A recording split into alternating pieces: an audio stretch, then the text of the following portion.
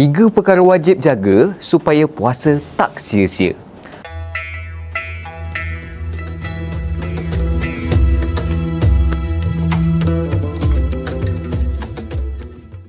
Pernah tak kita penat berpuasa tapi sebenarnya kita cuma lapar dan dahaga?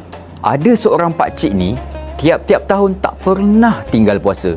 Tapi satu hari dia mengadu, Ustaz, saya puasa, tapi kenapa saya rasa Ramadan saya macam kosong? suara dia perlahan, mata dia tunduk. Seolah-olah dia sendiri takut dengan jawapan yang bakal diterima. Jaga makan tapi tak jaga mulut.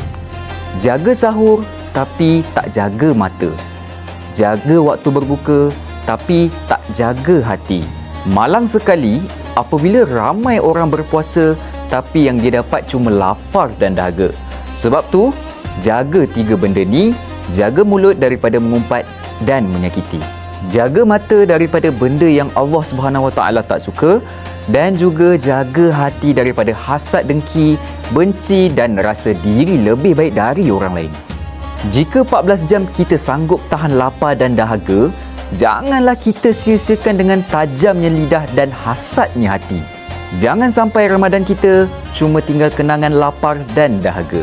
Az-Zuha menyantuni dengan hati.